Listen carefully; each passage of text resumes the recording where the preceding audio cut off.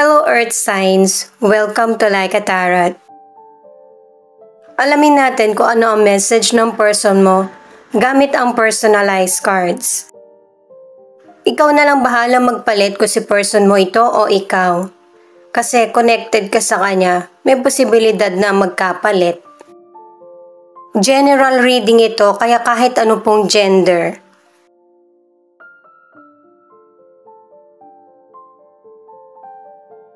Angels and guides, please guide us. Ano ang reading para sa mga earth signs? Ingatan mo siya. Pwedeng ikaw yung nagsabi nito, nasa isip mo, or ang person mo, ikaw na lang tumukoy.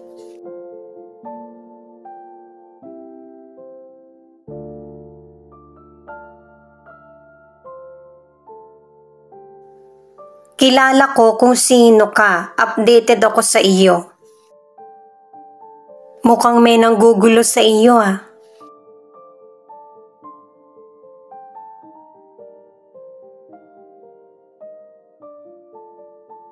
No rush, we will get the love that we deserve. Mukhang may love triangle itong cards mo kasi yun yung ipinapakita eh. Mukhang ipinapaubaya ka ng person eh. At saka alam din ng person kung sino yung next na makakarelasyon mo or gusto mo. Break up. Ayan, nagkahiwalay na kayo. Isang card na lang.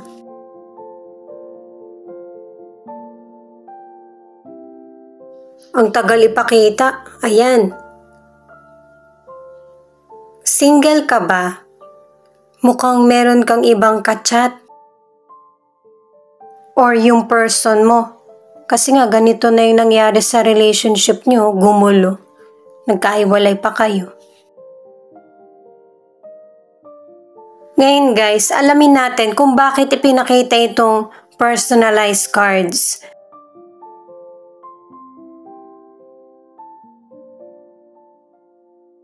I-reverse ko lang yung ilang cards para malaman natin kung ano talaga yung reading mo. Para sa mga bagong viewers, ang reading na ito ay timeless reading, general reading at guide po lamang. Hindi po magre-resonate sa lahat, kaya kunin mo lang yung akma sa sitwasyon mo. At kung kailan mo napanood ang reading na ito, yun ang start ng 1 week reading para sa iyo. Ikaw na bahala magpalit. Kung si person mo ito o ikaw.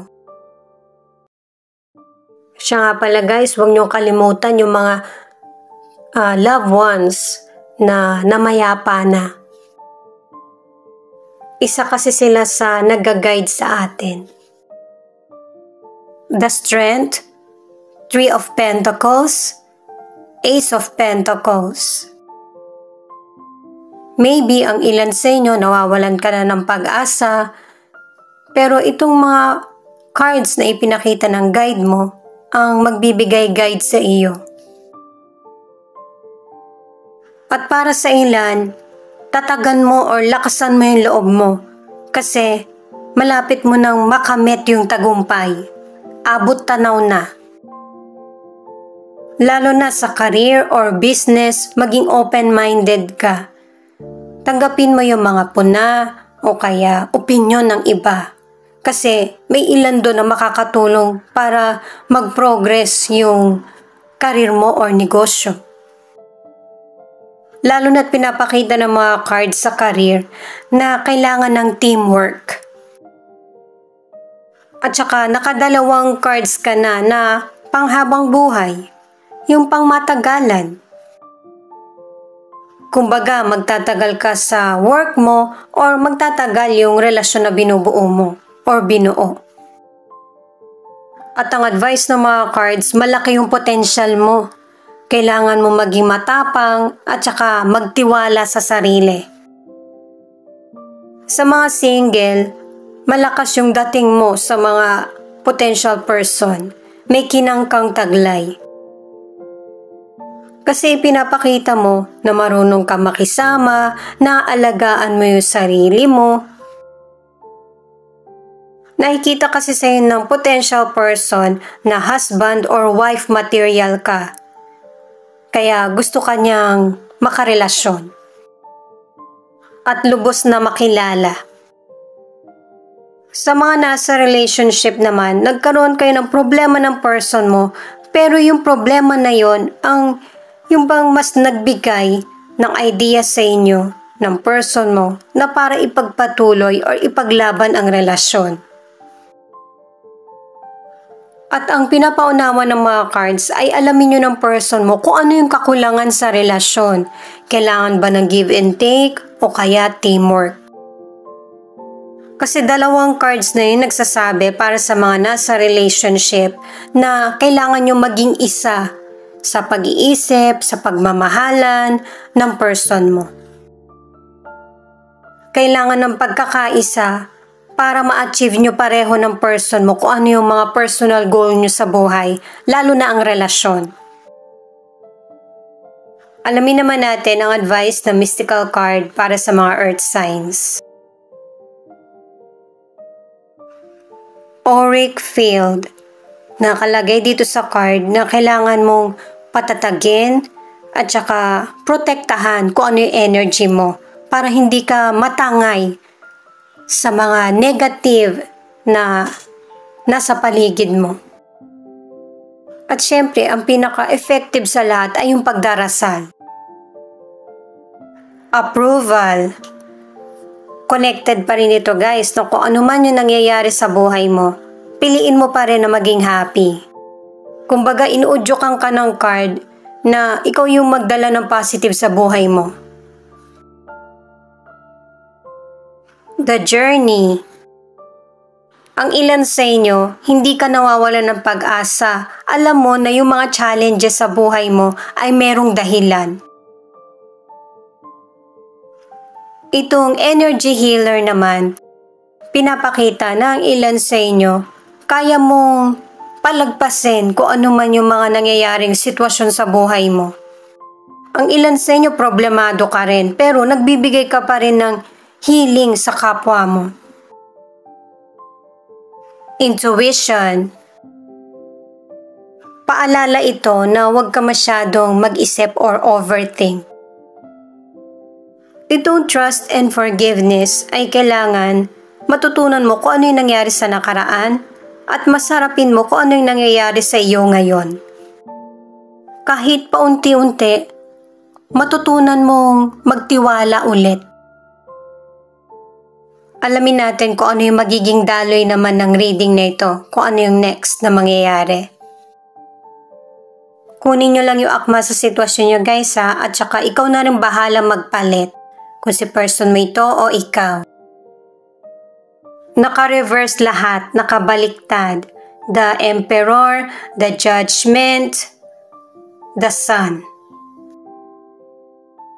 Sa mga cards na ito ipinapakita, mahirap magturuan kung sino yung may kasalanan. Lawakan nyo pareho ng person mo yung pangunawa kasi pareho kayong responsable sa nangyayari sa buhay nyo or relasyon.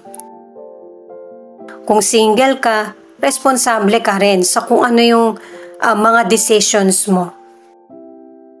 Kanina yung career ang inalam natin, ngayon naman pang financial. Di ba sa mga naunang cards, maganda yung career mo eh. E di ibig sabihin, maganda rin yung kita mo. Pero dito, pinapakita na wala kang control. Ang ilan naman sa inyo sa financial, mahigpit ka pero pag sa gusto mo, sobrang malaya ka kung gumastos. At wake up call na itong mga cards na ito na kapag hindi mo binago yung sistema mo patungkol sa financial, magkakaroon ka ng financial hardship. Ang ilan naman sa inyo dahil sa sobrang pag-aalala mo, yung masyado kang mapagbigay. Kaya kailangan magtira ka rin para sa sarili mo. Pwedeng-pwede na tumulong basta 50-50 lang. Kailangan mo rin bigyan ng importansya yung sarili mo. Maging warning na sa iyo itong mga sinasabi ng cards. Sa mga nasa relationship, nagkahiwalay kayo ng person mo. Hindi siya sumusuporta sa iyo, lalo na't kung meron kayong anak. At saka, hindi rin siya nagpapakita. Kung hindi ito nangyayari ngayon, mangyayari in the future. Kaya hanggat maaari, ipagpatuloy mo yung connection nyo. Sa mga nasa relationship, kung meron kang pagdududa, kailangan meron kang ebidensya. At saka hindi ka dapat naniniwala sa chismis para magkaroon ka ng desisyon kung mag-move forward or tatapusin. At saka importante yung pagkakaroon ng oras sa isa't isa para naaayos yung problem nyo ng person mo. Ito muna alamin natin. Support team. Ganun din guys, so ang ibig sabihin kailangan talaga ng teamwork, give and take sa relasyon. Universal flow. Ang ibig sabihin nito para makasunod ka sa daloy ng buhay ay kalma muna. Source. Ang ibig sabihin naman nito, kailangan mong mag-reconnect sa person mo. At saka sa mga taong nasa paligid mo, kailangan ng healthy na communication para magkaroon ng peace of mind. Automatic negative thoughts. Alam mo naman kung ano yung tamang desisyon para sa iyo. At ito yung susundin mo. Negative or positive man ang piliin mo. Dark night of the soul. Connected siya. Kasi, ibig sabihin, dito ka magigising sa katotohanan. At saka, sa mga problem na dumarating sa iyo, mas mapapalapit ka sa Diyos. Ang ilang single, 3 cards ang nagsasabi na huwag kang maging mahiyain at saka huwag mong hintayin yung approval ng pamilya mo. Ikaw yung mag-decide para sa sarili mo. Ikaw yung kumilala sa person kasi ikaw yung makikisama. Lahat ito naka-reverse. The Hermit, 2 of Pentacles, 4 of Pentacles. Paalala ito ng mga cards no kung paano mo nakamit yung tagumpay sa nakaraan. Kailangan mong mag-restart muli. Itong mga cards na ito sa health ay warning sign na kailangan bigyan mo ng atensyon yung kalusugan mo. Ang ilan kasi sa inyo masyado ka nang nafo-focus sa mga material. Kailangan mo ding mag-relax para ma-release mo yung mga negative energy at saka mapalitan ito ng positibo. 3 cards na ang nagsasabi niyan. Para sa ilang single, huwag kang matakot sa rejection. Nangyayari sa ating lahat yan. At saka hinahanap mo pa lang naman yung taong magiging kapareha mo.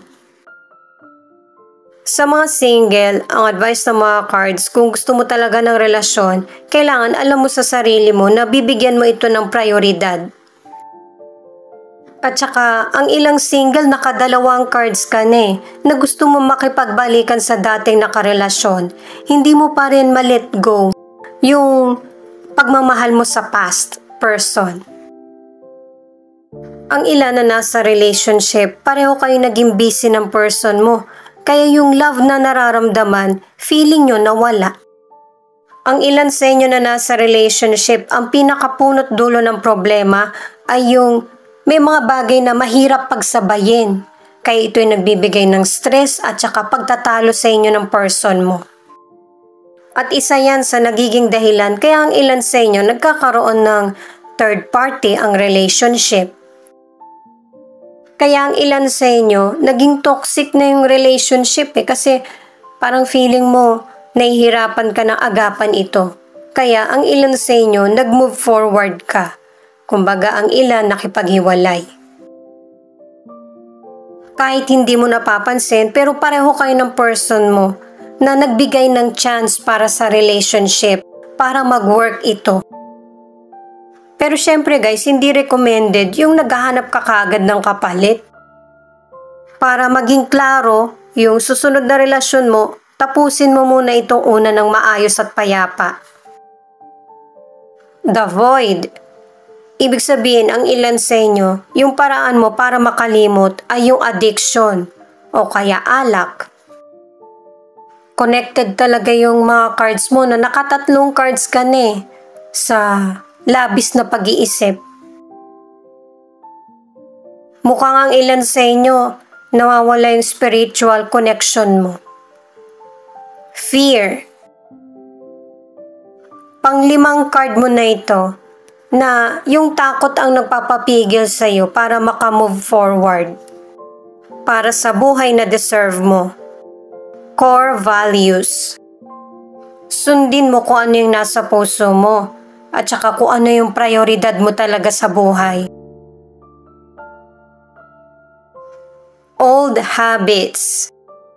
Ang ilan sa inyo, isa rin ito sa dahilan para hindi mo maipagpatuloy yung buhay mo para sa positibo. I-let go mo na yung mga lumang paniniwala at saka ang nakaraan para makamove forward ka. Inner child. Ang ibig sabihin nito ay tanungin mo yung sarili mo kung paano ka ba makakahanap ng kapayapaan sa isip at saka puso mo. Ano man ang sabihin ng iba, ikaw pa rin yung magdedesisyon para sa sarili mo. Pasensya na guys, uminit na kasi yung camera ko . Itong The Lovers na additional card ang nagpapatunay na okay talaga kayo ng person mo . Nawalan lang ng connection dahil sa busy na pamumuhay or obligasyon. Single ka man or nasa relationship, sa card na ito ipinapakita na anuman ang desisyon na gagawin mo sa buhay, kailangan sentro ay Diyos. Kung bakit? Kasi itong Six of Cups ang nagsasabi na yung pagiging kalma at saka yung dasal ang magbibigay sa iyo ng kaginawaan, abundance at saka clarity. At saka pinapakita rin ng mga cards na importante sa buhay mo ang balanse at saka pahinga para makikita mo kung ano dapat yung mga pinapriority mo sa buhay. At nang makaiwas ka rin sa stress na sitwasyon, sa karir mo man ito, sa financial o kaya sa relasyon. At saka napaka-importante rin ng oras kasi mahirap nang maibalik yan. Siya nga pala guys, marami po salamat sa mga nag-like, share, comment, and subscribe. At pati na rin po sa mga nakikinig at nanonood. Saan man panig kayo ng mundo, ingat po kayo palagi. Ito naman ang angel number mo. Affirm, you're attracting only the best into your life right now. Welcome this new energy. Type yes if you are ready. 2-0. Stay true to the vision you have for the future and know that optimism is justified. 6-6. You are moving into your best life. The transformation to abundance has begun in all areas of your life. Get ready for good luck and fortune to shower down on you.